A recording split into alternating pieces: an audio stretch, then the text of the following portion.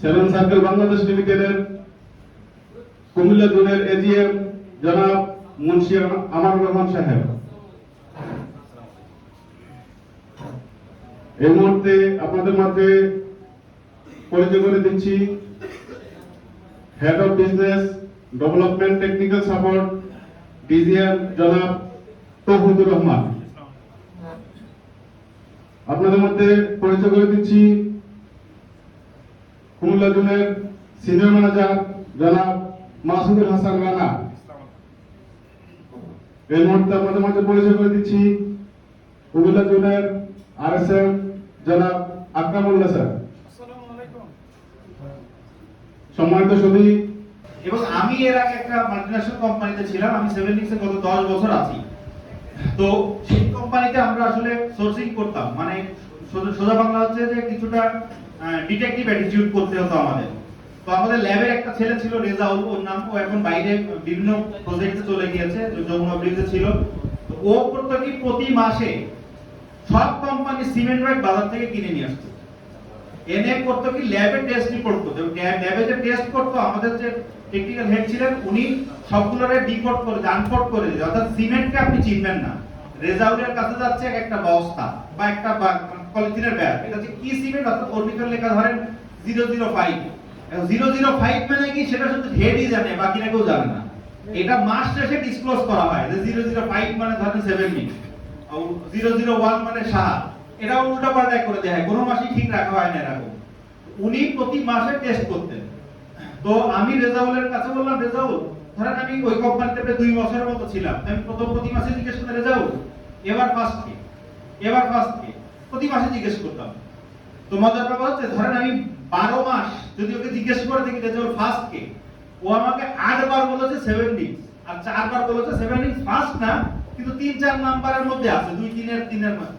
এখন 70 মার্কেটে কোনো নামই নাই, এই কোম্পানির কোনো নামই নেই, তখন কেউ চেনেই না 70 কে। আমি রেজাউলকে বলতাম, রেজাউল কি ব্যাপার, এই কোন কোম্পানি, আমরা এত বড় বড় মাল্টিন্যাশনাল এত বড় কোম্পানি, আর এই কোম্পানিটা প্রত্যেক মাসে, ওখানে তো আর ওর কোনো লুকোচুরি করার দরকার নেই, কারণ ও হচ্ছে নিজেদের ভিতরে আলোচনা, এটা বাইরে যাবে না।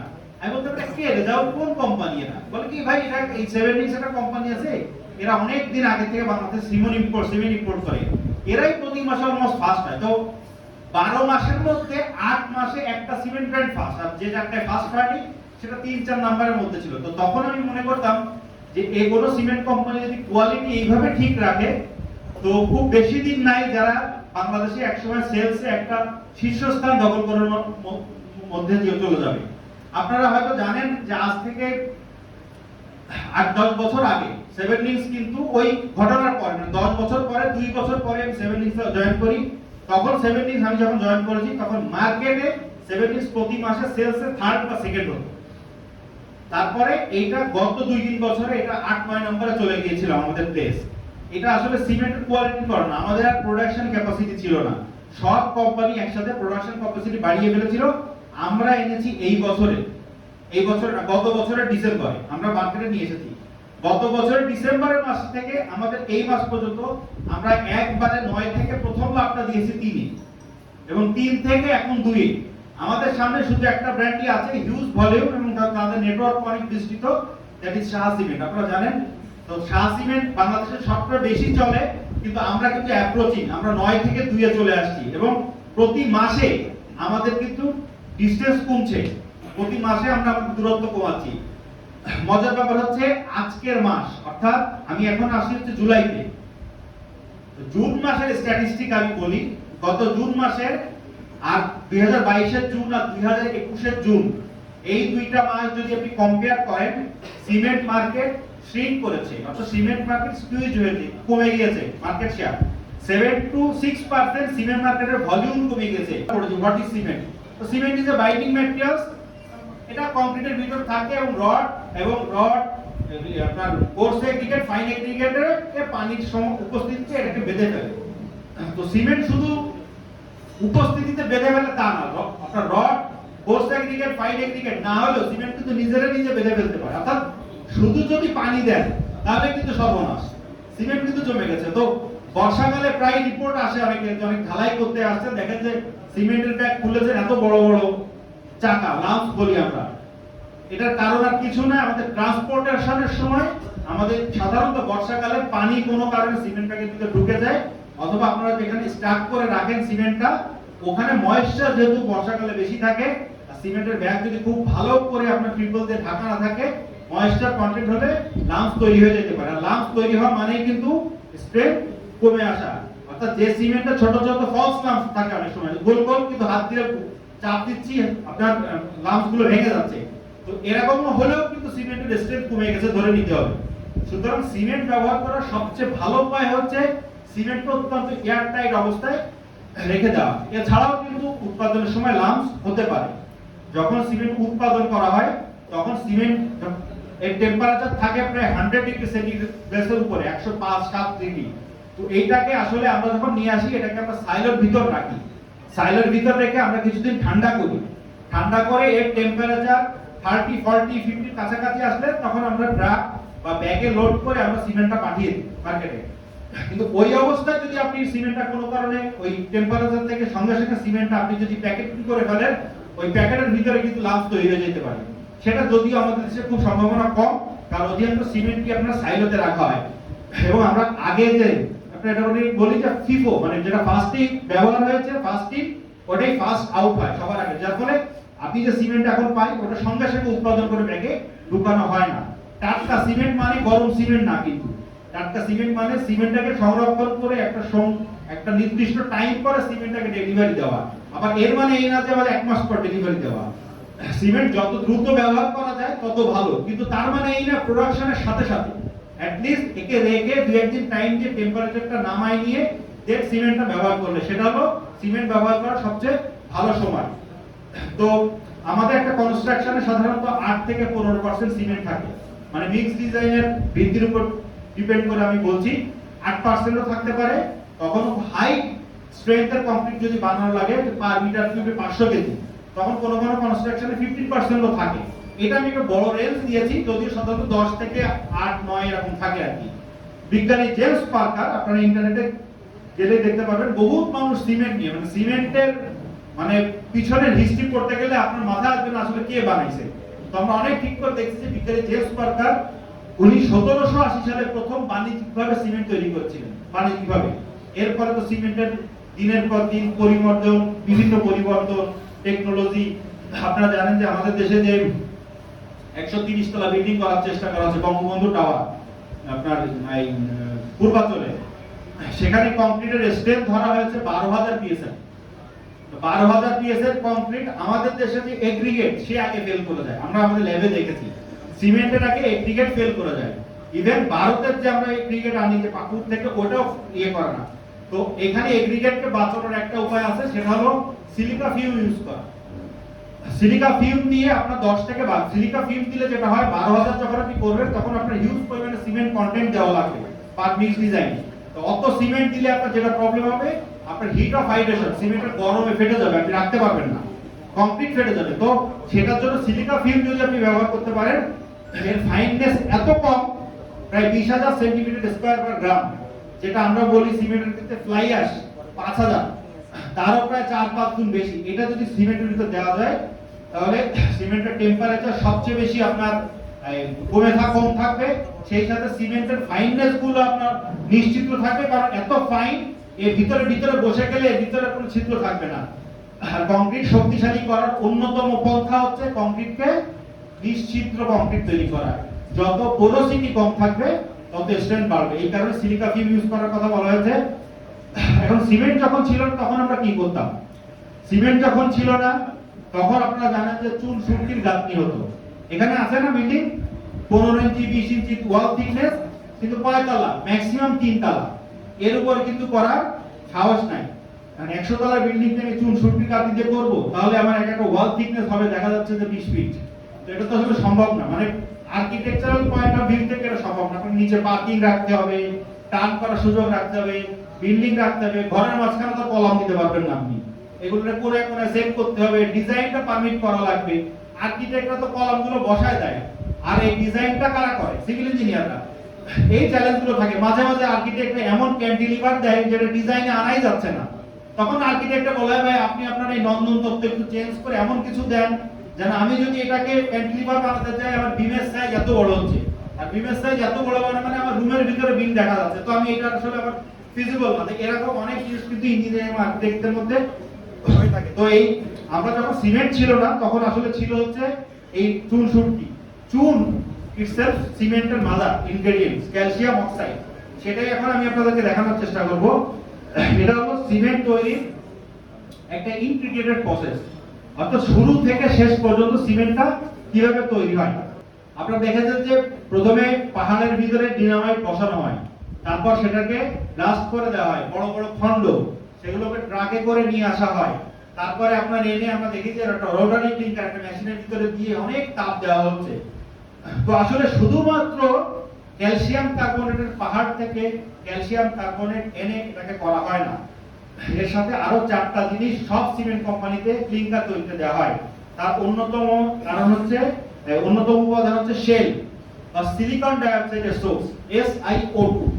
আমি যদি কেমিস্ট্রির ভাষায় বলি, এটা সিমেন্টের ভিতরে দেওয়া হয়। এবং আপনারা শুনে অবাক হবেন, একটা ওপিসি সিমেন্ট যদি আপনি কল্পনা করেন, এর ভিতরে ক্যালসিয়াম অক্সাইড অর্থাৎ লাইমস্টোনের যে গুঁড়া, এটা থাকে প্রায় 65 থেকে 67%, 63 থাকে, 67 থেকে ডিপেন্ড করে।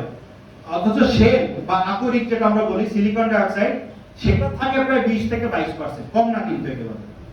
এরপর থাকে বক্সাইড। বক্সাইড হচ্ছে রাসায়নিক সংকেত হচ্ছে অ্যালুমিনিয়াম অক্সাইড, Al2O3 আর 2 অনু পানি। যারা ইন্টারমিডিয়েটে পড়েছেন তাদের মনে থাকার কথা, অনেকে ভুলে যাওয়ার কথা, অনেকদিন পড়েছেন। তো অ্যালুমিনিয়াম অক্সাইড এবং 2 অনু পানি, এটাও সিমেন্টে থাকে প্রায় 10-11%, একদম কম না। আর থাকে কিছু আয়রন কোর, ফেরিক আয়রনের গুঁড়া, খুব অল্প পরিমাণে। সিমেন্ট যেটা আপনি দেন, 4টা জিনিসকে রেখে মিক্সিং কন্ডিশনে রাখা হয়। এখান থেকে আমরা গ্রিন্ডিং করি, গ্রিন্ড করে 4টাকে মিশালাম, মিশানোর পরে র মিল সাইডে রাখা হয়। তখনও কিন্তু ক্লিনকারই তৈরি হয়নি, সিমেন্ট তো পরে। এরপরে আমরা বার্নিং সেকশনে নিয়ে আসি 4 নাম্বার। এই বার্নিং সেকশনে প্রায় 1500 ডিগ্রি সেলসিয়াস তাপমাত্রায় 9 থেকে 10 ঘন্টা বার্ন করা হয়। 9 থেকে 10 ঘন্টা বার্ন করা হয় একটাই কারণে, আমি নিয়ে এসেছি ক্যালসিয়াম কার্বনেট, কিন্তু আমি ক্যালসিয়াম কার্বনেট তো সিমেন্টের ভিতরে চাই না। ক্যালসিয়াম কার্বনেট সিমেন্টের ভিতরে দিলে কি হবে? কার্বনেট মানে কি? কার্বন ডাই অক্সাইড, ওর ভিতর থেকে কার্বন ডাই অক্সাইড এমিশন হবে। তো ক্লিনকার বানানোর অন্যতম উদ্দেশ্য থাকে কার্বন ডাই অক্সাইডকে বের করে দেওয়া। ক্যালসিয়াম কার্বনেট ছোট বিক্রিয়া, সবাই পড়ছেন, একটা অ্যারো দিয়ে উপরে তাপের চিহ্ন, calcium oxide plus carbon die oxide. ওই কার্বন ডাই অক্সাইড আমি বের করে দিচ্ছি। আমি চাই সব কার্বন ডাই অক্সাইড বের হয়ে যাক, ক্যালসিয়াম কার্বনেট ফ্রি হয়ে শুধু ক্যালসিয়াম অক্সাইড থাকুক, কিন্তু পুরোটা বের করে দেওয়া সম্ভব না। আমি যদি 15 ঘন্টা তাপ দিই, জাল দিই সোজা বাংলায়, মানে বার্ন করি প্রায় 1400-1500 ডিগ্রি সেলসিয়াস তাপমাত্রায়, তাহলে অন্যান্য ইনগ্রেডিয়েন্টস গুলোর প্রবলেম হতে পারে।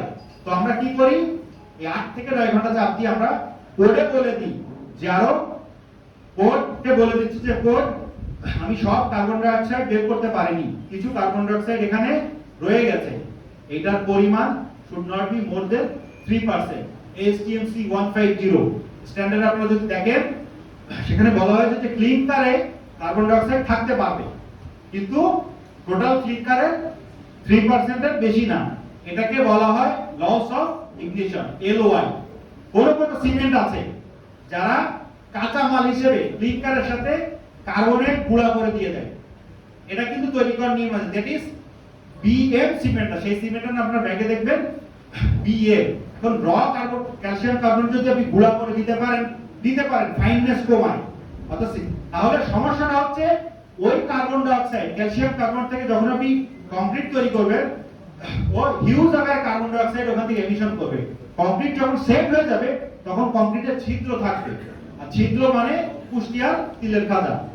যত ছিদ্র তত কংক্রিটে আপনার পোরোসিটি, যত পোরাস থাকবে তত বাইরে থেকে কংক্রিটের ভিতরে আপনার ম্যাটেরিয়ালস ঢুকতে পারবে। অর্থাৎ রডের গা দিয়ে যদি কোনো কার্বন ডাই অক্সাইড বের হয়, তো রাস্তা তৈরি করলো, ও তো বের হয়ে চলে গেল গ্যাস, কিন্তু রাস্তার সে বরাবর ওই রাস্তা দিয়ে আমার প্রথমে পানি ঢুকছে, তারপর ক্লোরিন ঢুকছে, আমার প্রথমে অক্সিজেন ঢুকছে, এরা ঢুকে আমার রডকে নষ্ট করে দিচ্ছে। রড যখন নষ্ট হয়ে যায় তখন অটোমেটিক্যালি কংক্রিটের উপর প্রেসার পড়ে। তো আমি যখন নিশ্চিদ্র কংক্রিট তৈরি করতে পারবো, অর্থাৎ যেখানে কার্বন ডাই অক্সাইড নাই, তাহলে সেই কংক্রিট তৈরি করতে পারলে সেই কংক্রিট দিয়ে যে স্থাপনাটা আমি তৈরি করবো সেটা আমাকে দীর্ঘদিনের জন্য আমাকে আসলে সুরক্ষা দিবে। আমাদের দেশে আমরা কিন্তু শুধুমাত্র ক্লিংকার নিয়ে আসি, আর কোনো কাজ নাই। এই ক্লিংকারটা নিয়ে আমরা করি কি, মিলিং করি এবং বিভিন্ন ভাবে মিশিয়ে আমরা বিভিন্ন জায়গায় ওপিসি সিমেন্ট এবং পিসিসি সিমেন্ট আকারে আমরা বিভিন্ন জায়গায় সাপ্লাই করি। যেগুলো থাকে যেমন ফ্রি লাইন থাকে, এটাকে আমরা এখানে দেখাইনি। Calcium oxide 63%, silicon die oxide বলছিলাম আমি 20% এর মতো, aluminium oxide 6%, ferric oxide 3%, sulphur trioxide 2%, সব সিমেন্টের ভিতরে আছে। কিন্তু লাস্টে যে দুটো রেড কালি দিয়ে লেখা লস অফ ইগনিশন, এটা দুই বলা হয়েছে। লস অফ ইগনিশন মানে কি, ওই কার্বন ডাই অক্সাইড কোড বলতেছে it should not be more than 3 এর উপর হলে আপনারা কি কখনো ল্যাবে চেক করেন? করেন না। আপনার যদি লস অফ ইগনিশন 12 হয়, ধরেন 12, আপনি অনেক সুবিধা পাবেন। সুবিধা পাবেন কি, আপনার কংক্রিট খুব 3 দিনে 7 দিনে 28 দিনের স্ট্রেংথ নিয়ে আসবে। কারণ ওর ভিতরে আমি ফ্লাই অ্যাশ এবং স্ল্যাগ না দিয়ে দিছি কি, ক্যালসিয়াম কার্বনেট। ক্যালসিয়াম কার্বনেট কি, সিমেন্টের ক্লিংকারের ঠিক আগের জিনিসটা দেওয়ার সাথে সাথে আপনার 3-7 দিন স্ট্রেংথ চলে আসবে। সর্বনাশ হবে 28 দিন পরে। কারণ ও যখন সেট হবে, ও কোরাস তৈরি করে আসবে, ওকে তো কিউরিং করছেন আপনি, ওইটা আপনি 28 দিন পরে স্ট্রেংথ আমরা দেখেছি যে লস অফ ইগনিশন বেশি হলে অনেক সময় স্ট্রেংথ 28 দিন পরে উল্টা নেমে যেতে থাকে, কারণ কংক্রিট অধিক পোরাস তৈরি করে রেখে যায় এখানে। আর থাকে আপনার ইনসলিউবল রেসিডিউ, অর্থাৎ এটা মজার ব্যাপার, সিমেন্টের তলায় একটা জমে যায় কিছু জিনিস। এখন এই জমাটাকেও কোড বলে দিচ্ছি it should not be more than 0.75%। এখন কি জমে, গ্যাস তো আর জমে না, জমে কি, মেটাল গুলো জমতে পারে। Calcium metal, silicon metal, ferrous metal, aluminium metal, এগুলো যদি সব জমে যায় তাহলে রিঅ্যাকশন করবে কি? এই জন্য এই জমার হারটা বলেছে এসটিএম C150 যে এটা কখনোই 0.75 এর বেশি হতে পারবে না, এটা ম্যাক্সিমাম 0.75। এখন আপনারা যখন কংক্রিট দিয়ে সিমেন্ট তৈরি করেন, মানে সিমেন্ট দিয়ে কংক্রিট তৈরি করেন, তখন কি আপনারা এগুলো কখনো টেস্ট করেন? কখনো টেস্ট করেন না। আপনারা, আমি নিশ্চিত টেস্ট করেন 3 দিনে কত আসছে, 7 দিনে কত আসছে, 28 দিনে কত আসছে। এছাড়াও 28 দিনের পরেও তো দিন আছে, 100 দিন পরে কংক্রিটের কি অবস্থা হতে পারে। এগুলো টেস্ট করতে গেলে আপনার এই ইনগ্রেডিয়েন্টস গুলো অবশ্যই চেক করতে হবে, তাহলে আপনি কখনোই কংক্রিটে ডিউরেবল কংক্রিট তৈরি করতে পারবেন না। টিভিতে মাঝে মাঝে অ্যাড দেয় অধিক পরিমাণে C2S সমৃদ্ধ, অধিক পরিমাণে C3S, যেটাই অধিক হোক না কেন, একটা অধিক হলে আরেকটাই বিপদ। সবকিছুর সমন্বয় থাকতে হবে। C3S বেশি থাকলে কি হয় সেটা আমি আপনাদেরকে দেখাই, এই রিঅ্যাকশনটা দেখতে পাবেন। যখনই C3S বেশি হবে, উপরে রিঅ্যাকশন, এটা নাই ট্রাইক্যালসিয়াম সিলিকেট C3S, এটা যখনই বেশি হবে, এই ট্রাইক্যালসিয়াম সিলিকেট কার সাথে বিক্রিয়া করছে, ক্যালসিয়াম সিলিকেট হাইড্রেট যেটা বলি, সেটারই আরেকটা ফর্ম, পানির সাথে বিক্রিয়া করে আমার ক্যালসিয়াম সিলিকেট হাইড্রেট তৈরি হচ্ছে, সাথে তৈরি হচ্ছে তাপ, ক্যালসিয়াম হাইড্রোক্সাইড এবং তাপ অর্থাৎ জুল। এখন ট্রাইক্যালসিয়াম সিলিকেট যদি আমার বেশি হয় তাহলে আমার কি হবে, টেম্পারেচার বেশি হবে। তো টেম্পারেচার বেশি হলে কি আমার কংক্রিট ফেটে যাবে, সুতরাং অ্যাবনরমাল ট্রাইক্যালসিয়াম সিলিকেট আমার কংক্রিটে থাকা যাবে না। আবার কম হলে বিপদ কি, কম হলে বিপদ কংক্রিট টাইম মতো সেট হবে না, তো দিলে হবে। তো এই জিনিসটা সমন্বয় করতে হবে। ডাইক্যালসিয়াম সিলিকেট এর যদি কংক্রিটে বেশি হয় তাহলে সমস্যা কি, কংক্রিটে তাপ বেশি হবে কিন্তু কংক্রিট স্লো হয়ে যাবে, কারণ এ কার জায়গা দখল করবে, ট্রাইক্যালসিয়াম সিলিকেটকে কমাইতে বাড়বে। দুইজন তো 100 এর মধ্যে থাকতে পারবে না, 50-50 কেউ 60 আর কেউ 40 হয়ে যেতে হবে। যখনই ডাইক্যালসিয়াম সিলিকেট বেড়ে যাবে তখন ট্রাইক্যালসিয়াম এবং সিলিকেট কমে যাবে, যার ফলে এটা যখন কমে যাবে তখন কি হবে, কংক্রিটে আপনার সেটিং টাইমটা স্লো হয়ে যাবে। মজার ব্যাপার হচ্ছে যে টেম্পারেচারটা হয়, হাইড্রেশনের যে কন্ট্রিবিউশন হয়, অর্থাৎ কংক্রিট যে দ্রুত সেট হবে, এর 2 থেকে 3 ঘন্টা থেকে 14 দিন পর্যন্ত কাজ করে ট্রাইক্যালসিয়াম সিলিকেট। এরপরে 7 থেকে 14 দিন এবং তারপরেও রিঅ্যাকশনে আসে ডাইক্যালসিয়াম সিলিকেট। সুতরাং দুইটা কম বেশি এটা কখনোই করা যাবে না, প্রত্যেকটার একটা সমন্বয় থাকতে হবে কংক্রিটের ভিতর। তাহলে কখনোই আপনার বাজারে একটা বিজ্ঞাপন দিলাম যে আমি অধিক পরিমাণে ট্রাইক্যালসিয়াম সিলিকেট সমৃদ্ধ, পাবলিক তো বুঝে না, মনে করে ট্রাইক্যালসিয়াম সিলিকেটের না জানি কি সিমেন্টের ভিতরে হাতি ঘোড়া, তো পাবলিক মনে করে এটা তো অন্য কোম্পানির বলতে শুনিনি, তার মানে এরা অনেক কিছু জানে। আসলে ব্যাপারটা কিছুই না। এটা থাকে হচ্ছে ক্লিনকারের ভিতরে, এবং আপনি আমি তৈরি করি না, খোদাতলা তৈরি করে দিয়ে পাঠাইছে, আমরা শুধু এটাকে ইউজ করছি এইভাবে, আর কিছুই না। আপনারা জানেন যে আমাদের দেশে দুইটা কোড আছে আমরা ইউজ করি।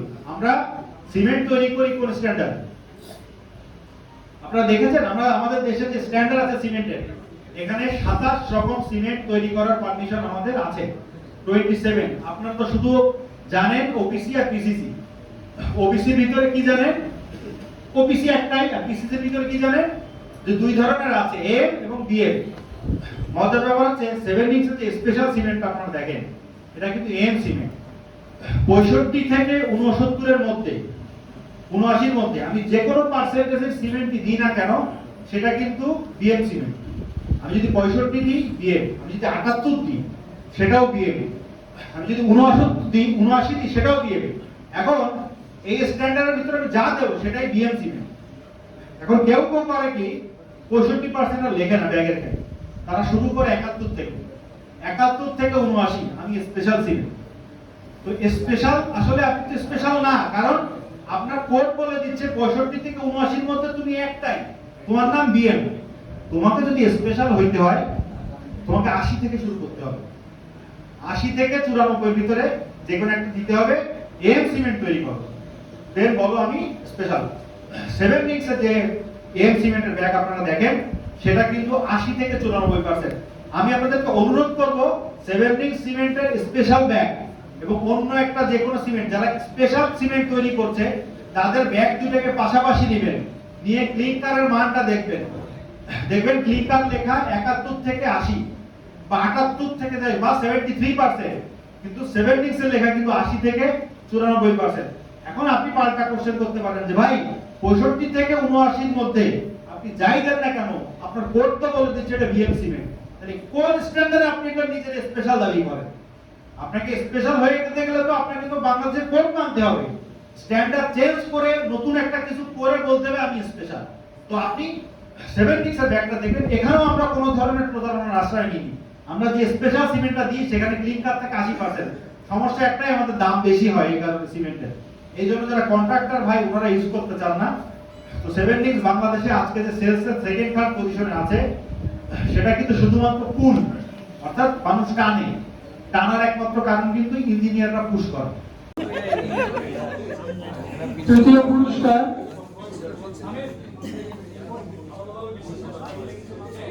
তৃতীয় পুরস্কার পেয়েছেন, আবার 6 আছে, 060 ইঞ্জিনিয়ার কাজী জামাল উদ্দিন সুমন। ইঞ্জিনিয়ার কাজী জামাল উদ্দিন সুমন।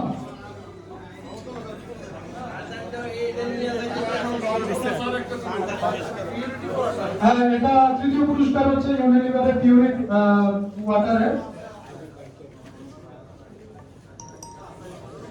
তৃতীয় পুরস্কার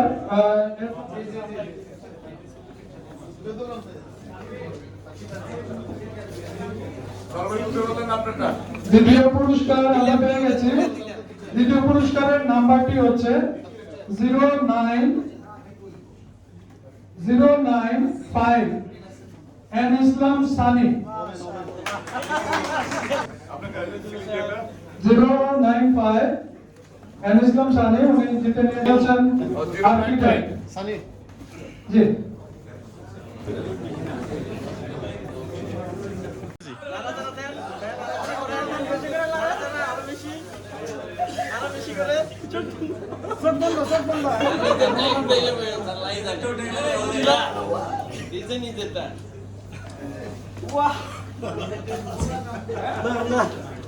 প্রথম পুরস্কার বিজেতার নাম্বার উপর নাম্বার হচ্ছে